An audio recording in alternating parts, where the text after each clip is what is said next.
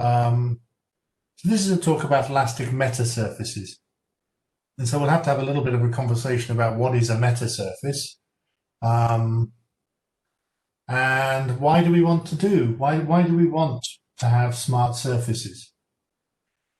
In the world of optics, so the world of light, where wave mechanics is also very important, there's been a lot of work on how to manipulate light, how to move light in different directions. We could think, of course, of elastic waves. Obviously, they're not exactly the same as light, but they share some of the character of optics in that they are waves. And so one would hope that some of the control that people have been able to have in the world of light and optics would be equally possible for vibration. And so if we think about elasticity, what are the things that really matter? I mean, many things matter, but one of them is that an elastic solid or an elastic surface supports something called a Rayleigh wave, and a Rayleigh wave travels along the surface, and all of the energy is concentrated at the surface, and these are what cause the damage from earthquakes. And also the rather irritating ground vibration that you would get in cities or towns close to railway lines or urban noise. So being able to control Rayleigh waves would be very important in terms of geophysical vibrations. There are also compressional and shear body waves. So we know that in elasticity there are two different sorts of waves. One is compression, one is shear. They go at different wave speeds. So one thing we would like to do is we might want to be able to convert surface waves into body waves and therefore remove the vibration from the surface so that we would deflect the energy to different places. Another thing we might want to do is we might want to be able to take energy and harvest it. So if we think of all of the things that cause vibration, whether they're machinery, maybe even us jumping up and down when we're doing exercise, there are lots of things where there's vibration, and we might ask ourselves, could we scavenge some of that energy? We're moving towards a world where the Internet of Things means that there will be many sensors, whether they're measuring the vibration of bridges, collecting data for all sorts of things. They will all require power. Obviously, they may get some power from solar energy, but they may also need to get power from other means. And in order to minimize chemical waste, we might not want to have every sensor with a battery. So it's naturally attractive to think about how we could do energy harvesting with vibration. There's lots of applications of elastic waves, non-destructive evaluation, so finding cracks.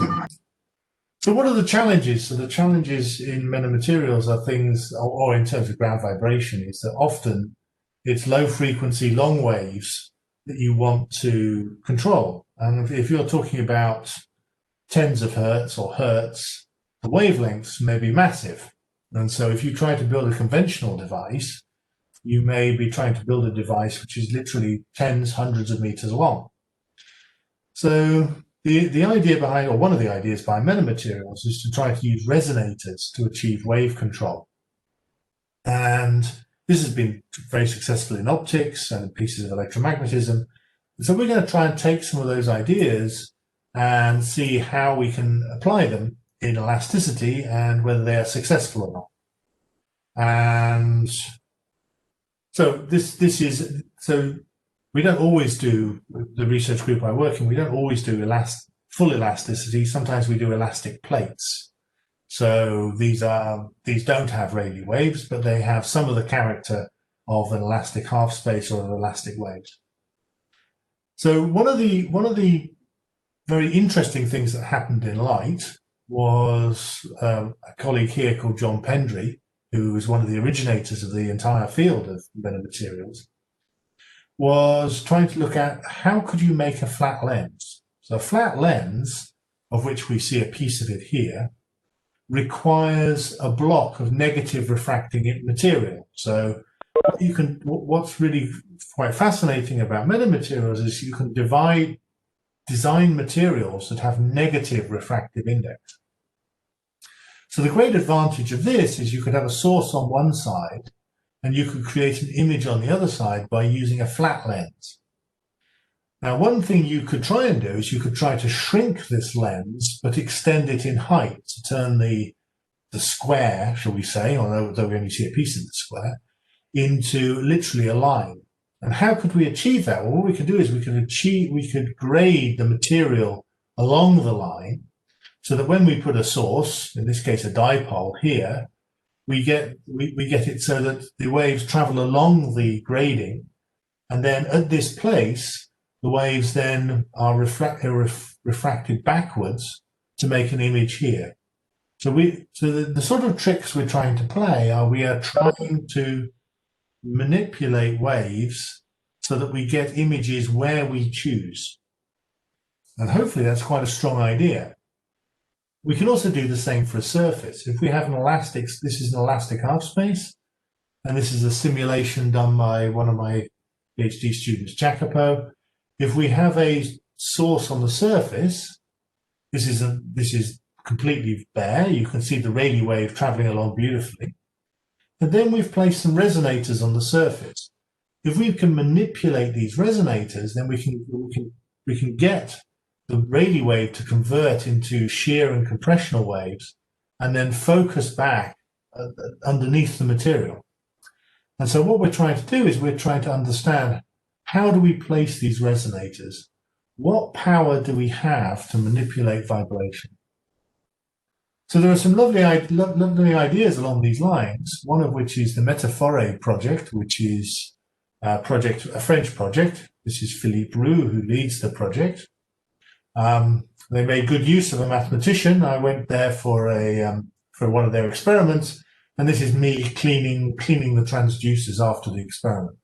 But this is a forest of trees. So it turns out that trees resonate, and they resonate at about 40 hertz. And what's really nice about this experiment is that it's quite hard to put resonators, it's quite expensive to put resonators on the surface of a car park or in a city.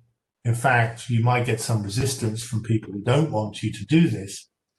And so being able to experiment geophysically at geophysical scales is important. So there's been some work which has been on, quite amusingly, can you use a forest of trees to manipulate things? In terms of science, in terms of sort of theoretical science or theory science, here's a picture of a simulation. And what do we mean by a resonator? Well, we know that if we take a rod or a beam and we excite a rod or a beam, they have resonances. So we can take an elastic half space, so we can take material which is elastic, and we can decorate it. In this case, we've decorated the surface with a semi-infinite array of beams, all of the same height. And then what happens is if you fire in a Rayleigh wave, or you put a source on the surface, which excites both shear and compression, but also Rayleigh waves, then the Rayleigh waves will enter this region, and their wave speed, etc., will be manipulated by what's happening on the surface.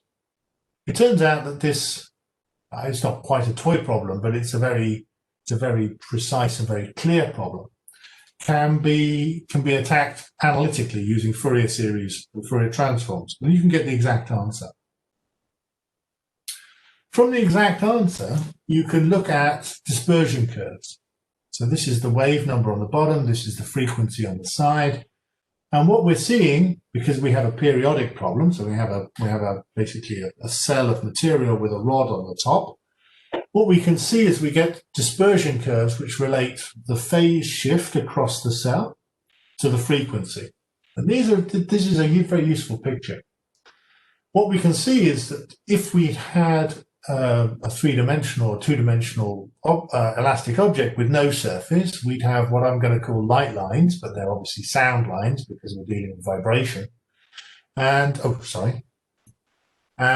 so we have a compressional light line, a shear light line, and we also have a light or sound line due to the Rayleigh waves.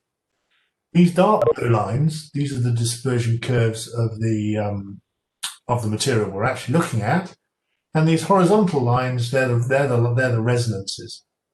And what we can see is that we have a tiny band gap. It's almost so tiny that you can't actually see it. And so unfortunately, for practical reasons, this band gap is sort of useless. So a band gap is a gap of frequencies for which waves do not propagate. And they're very important in terms of trying to make filters.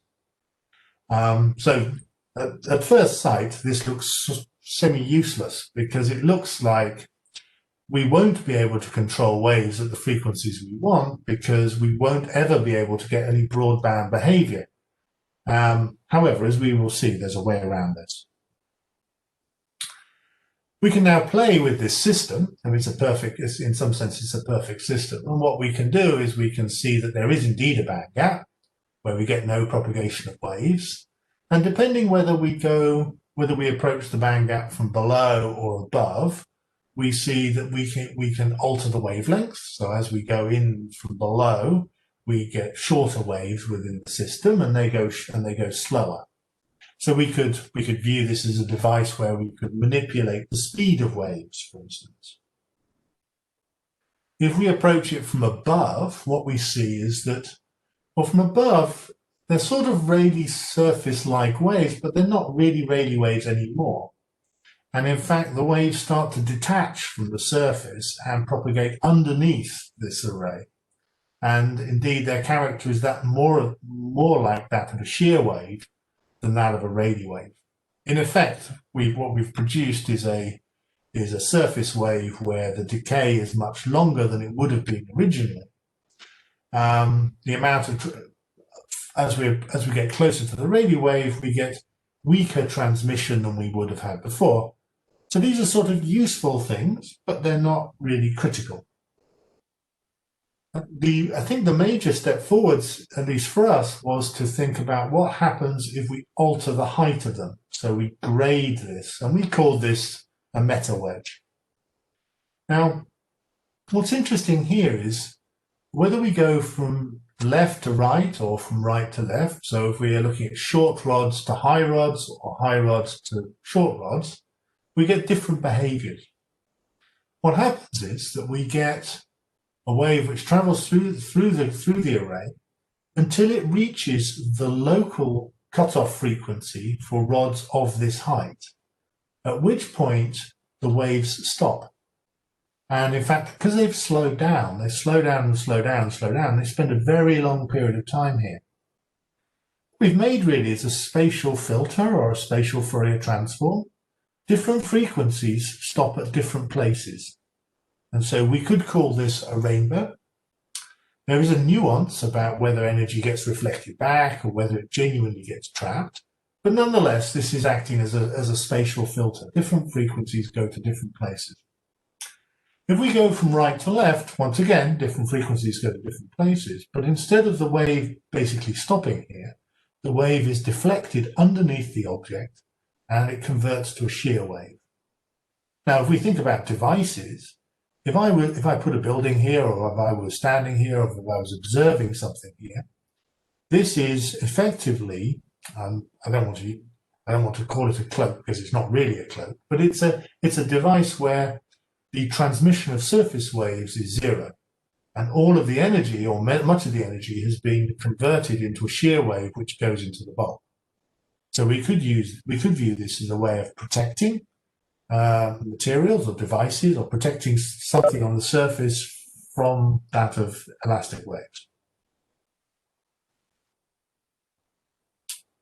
What's good about this, in many ways, is that we escape from the narrowband situation we had before, and we end up with being able to control waves over a broad range of frequencies. So it's actually a broadband device, because what we're doing is we're taking advantage of the different frequencies of the different resonators at different places.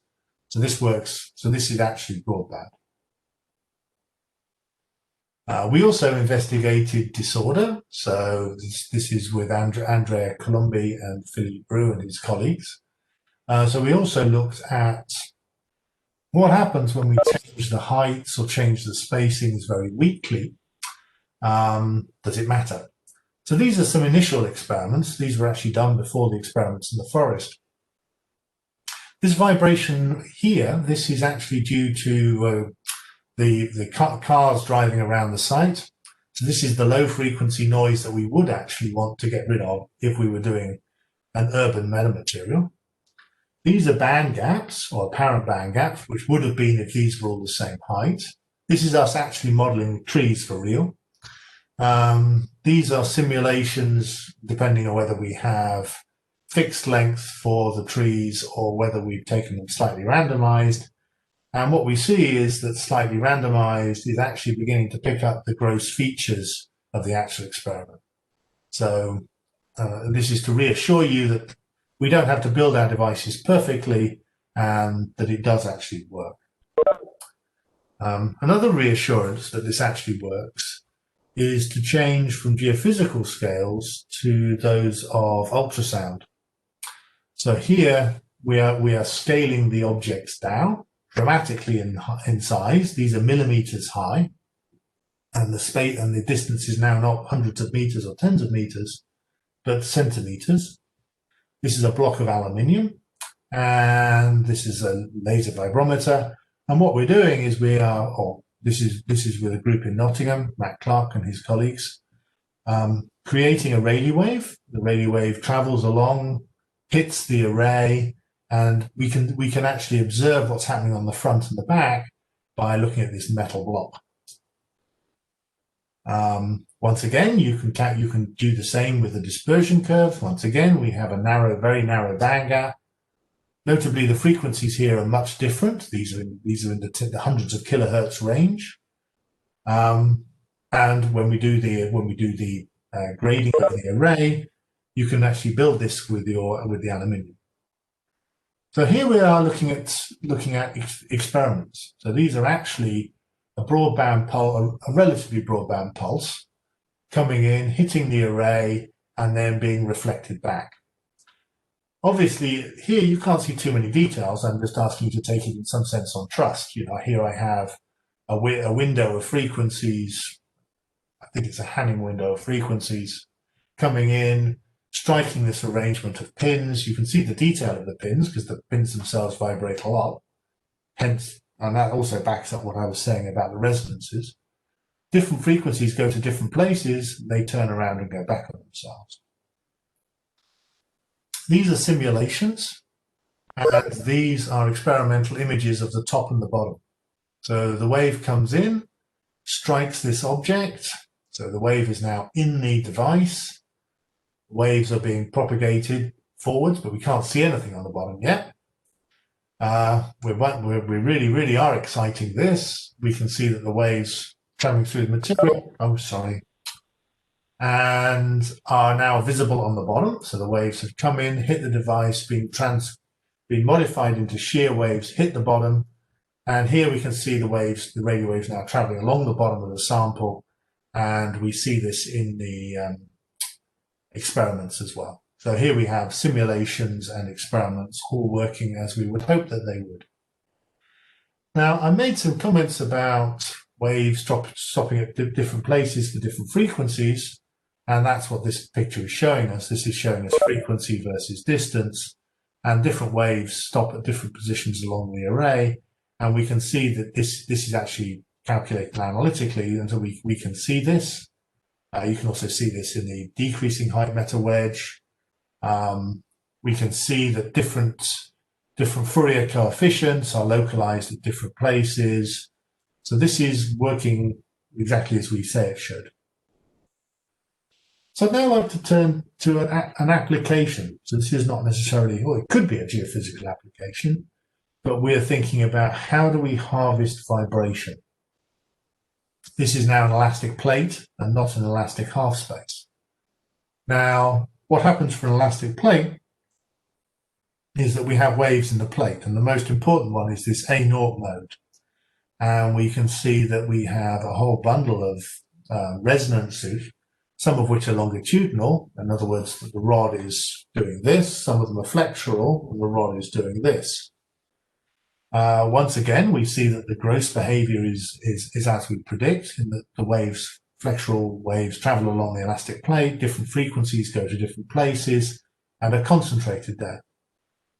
Which leads us to think of, what could we do if we knew that one of the rods had most of the energy and it was bouncing up and down?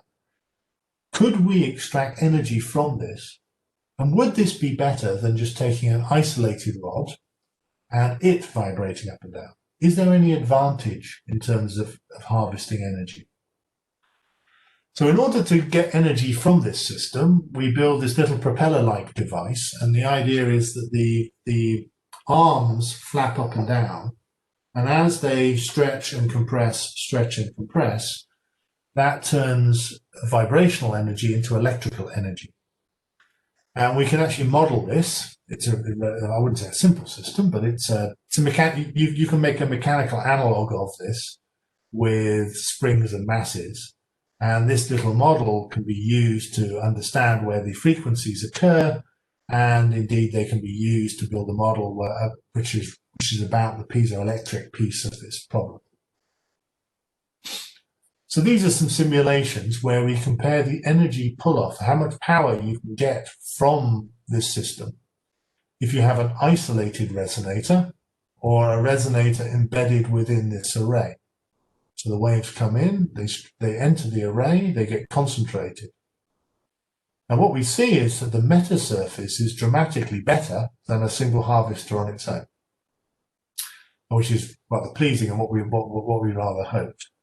And I should say that this is joint work with a group in Milan, Jacopo and his colleagues, and they've actually built this. So thus far, I've been kind of trying to show you a collection of things. One of which is what happens if I decorate a surface. The next one is sort of when we've decorated the surface, we've been able to convert it into forward propagating shear waves. And then what happens if I can do rainbow trapping? How could I use this? So what's missing? What's missing from this is how do you convert not into shear, but into compression? And that's kind of, that's harder. How can you get the waves to go backwards so that they actually go, they propagate through, hit the device, get turned into a different wave and go backwards? Is it possible to do these things? It turns out that it is. And so this is joint work with a collection of colleagues, but Greg, Jacopo, Andrea, and the group of Matt Clark in particular. What happens is that if I take an ungraded array, so these are all the same height, and we send waves towards it, we can get it so that we can get both compression and shear waves back into the system. But how does what I'm describing work? Well, what we're doing here is we're cheating slightly in that we are taking materials where we're operating at a position where we're outside the first Brillouin zone. So when we think of periodic media, we think of only inside the first Brillouin zone. And typically, this is the edge of the Brillouin zone. And what we see normally is that as we get to the edge, we only really care about what's happening in this first Brillouin zone, and we ignore what's happening in the second Brillouin zone. But if we operate at a frequency where, in some sense, we're forced to be in the second Brillouin zone, then what's the isofrequency picture? So in order to understand this, we need to think about what sort of things would we plot. So these circles are isofrequency contours, which are contours of fixed frequency in wave number space, and they are circles for compressional waves, radial waves, shear waves. But the periodicity forces us to work in a periodic strip. So this piece of the circle is now folded back into the piece of the Brillouin zone that I care about. And this means that this frequency, although it's outside the Brillouin zone, gets folded back in. And the wave numbers themselves get a 2 pi or a pi over a shift, depending what sort of problem we're looking at.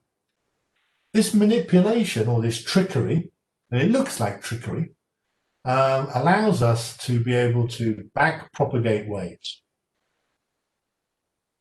So if I think about what happens in a periodic system, this is my usual Brillouin zone, and normally we have wave numbers that sit inside this. But what happens if I'm outside this zone? Then I get shifted back inside by a shift, which is related to the size of the cell that I'm dealing with. And what we can see is that we can use this grading of height together with this trick to manipulate waves so that this resonance occurs outside this Brillouin zone, and then it gets flipped back inside it due to the phase shift. And when we do this, we get this backward propagation. And this is actually a trick which was well known in solid state physics, but I don't think it's been particularly well used, if at all, in wave mechanics. The effect of this is that we can send in a Rayleigh wave, it can strike this surface, and different resonances appear at different places.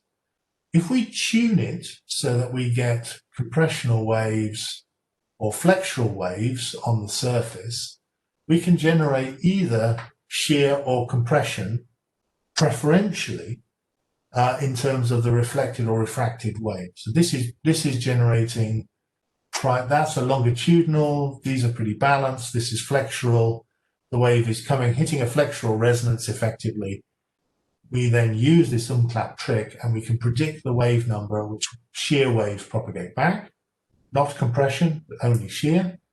Here we tune it so that the resonance on the surface is longitudinal, wave comes in and we only get compression back.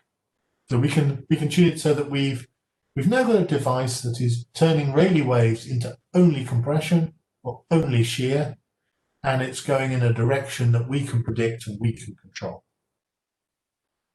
Once again, the group in Nottingham very kindly built this as an experiment, and I think these are actually pictures from experiments. The simulations and the experiments go together so well that I often forget which is which. So these are shear waves coming in, being reflected back, and then propagating backwards along the surface.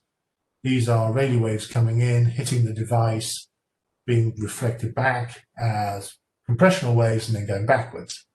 So we can build a device here which is doing this and is seen in experiments. We have tunable control, so we can do things like we can send a Rayleigh wave and we can send a compressional wave vertically downwards. So it's kind of quite amusing, I think, that we have this level of control.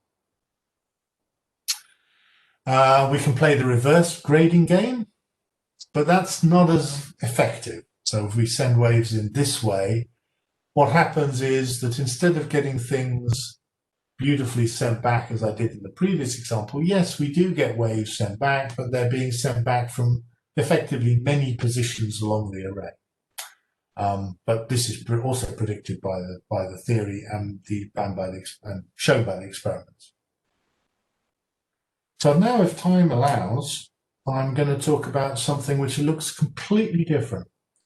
But the purpose of showing you this is to try and suggest that these are very general ideas. These are experiments done in Australia by Hugh Wolgamoth and his colleagues, Luke Bennett, Walter Peter, and these are very nicely done, I think. These are cylinders. So these are cylinders and they're placed in a big long water channel. This is about 30 meters, 20 meters long. And this is what's happening here is that the distance between these is being changed. And it's not quite the same as the problem I've just shown you, in that there aren't specific resonances of this system. But the simple act of changing the spacing means that we can use ideas based on band gaps to concentrate water energy in different places. And you can imagine that what we're thinking of here is, could we do water wave energy collection, harvesting from simple devices? How effective would it be? Could I get it so that waves travel in here, different frequencies cause different amounts of wave motion in different gaps, or maybe inside the cylinders? And then I can put a device here which would then pull off the energy. And what we do is we do something very similar to what I was describing before. We can detect where band gaps are. These are the positions of the cylinders. This is overlaying where the first band gap and the second band gap are. This is making sure that the numerical simulations and the experiments are actually behaving as we would hope. And we can see that we get the frequency concentration at these places as we predict. It's kind of interesting because water waves are not linear. We have relatively large deflections of the surface. There are pieces of physics which are missing from the linear problem that we do.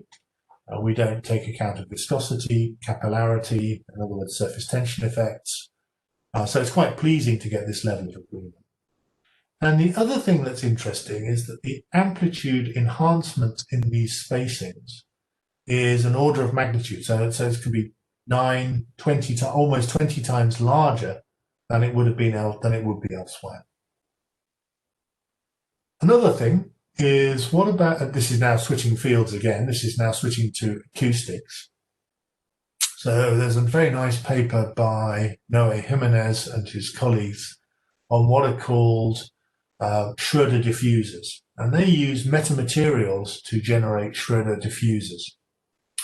And a Schroeder diffuser is often a collection of little, effectively quarter wavelength resonators. You can imagine we can fit a quarter of a wavelength in here. It's like a resonator. And so the grouping where I've taken this picture from is the grouping of Noé Jiménez and Vincent Romero Garcia. And what we might want to do is we might want to generate a reflection from this where an equal amount of energy goes in all directions. Now, what you can do is you can use resonators to adjust the phase along the surface to create effects of our choosing. And so what we've been doing is we've been looking at what happens if you have a rigid plate and you put a little elastic membrane and then you put a mass on this membrane. By changing the mass, you can change the resonance of this little cavity.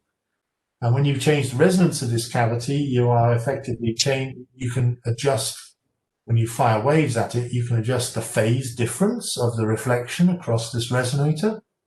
And in fact, here we are sending waves towards it, and what we're getting, depending on how we've changed this resonator, is we're getting an effective phase shift across this, which is causing this change in the reflected signal. Using this, you can then play tricks. And we have a surface. So this is with Yao Ting Wang, who's a postdoc of mine here at Imperial. And you fire a wave at this surface, and you can see that you fire the wave in, but you get the reflected wave off at an angle.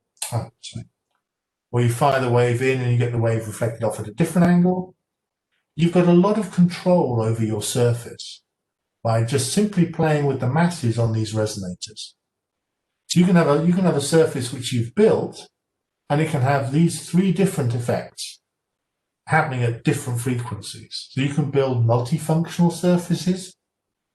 So what I'm trying to show you is that I'm trying to show you that the ideas that we're presenting in elasticity have analogues in acoustics, water waves. They're very general ideas, I think. Another idea, this is with Mehul Makwana, is to take elastic surfaces or elastic plates and then decorate them. In this case, this is an elastic plate, and we're now taking advantage of a symmetry due to hexagons, and we put different masses in different arrangements on it. And what happens is you can generate devices where you get a wave which propagates along here and goes around the corner with almost no energy loss. So here we're thinking about transporting energy from one place to another. There's a lot of flexibility in how we can now manipulate and control waves. I think it's a very exciting time for wave physics and wave mechanics. because one might have thought that everything about acoustics and elastic waves or optics, it was done a long time ago. It's all fundamentally understood.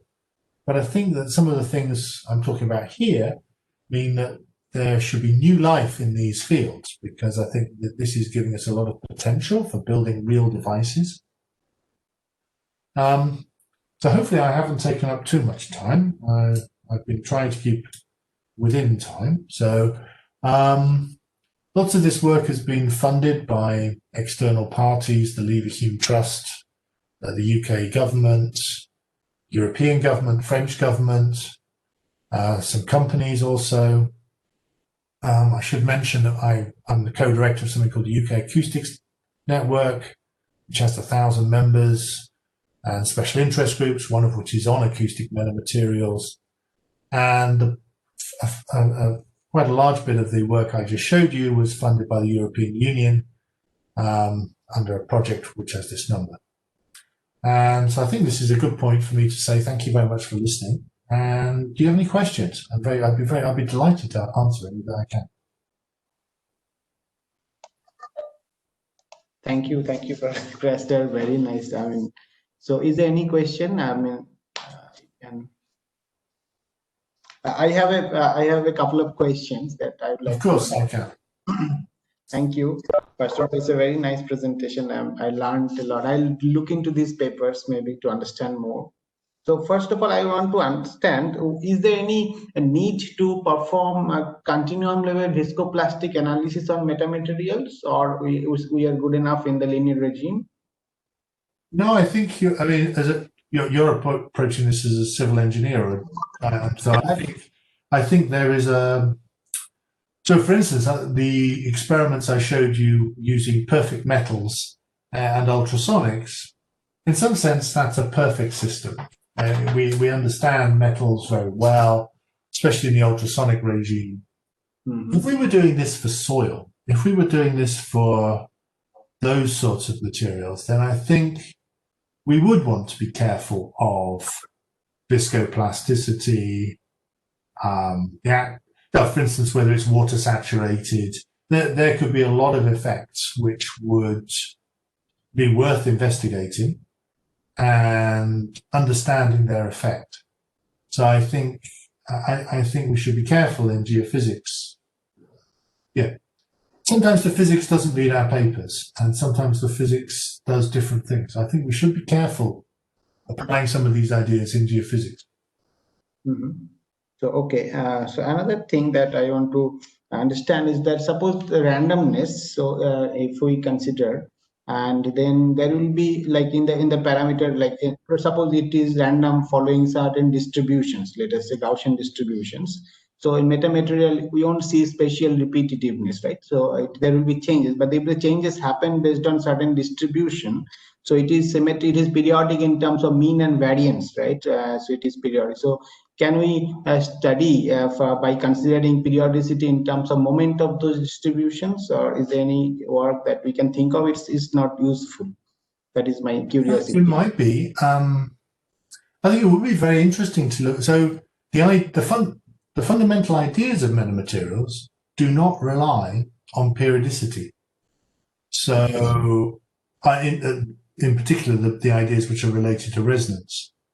So we take them periodically spaced, and one reason we do that is that we want to use the periodicity to give us things like dispersion curves, because from the dispersion curves we can understand a lot of the physics. So we are really, we don't need periodicity in order to have the effects that we see. We primarily use periodicity as a tool. Certainly ideas based on randomness are worthwhile having, and indeed we've been talking about randomness in our group about how to take advantage of that.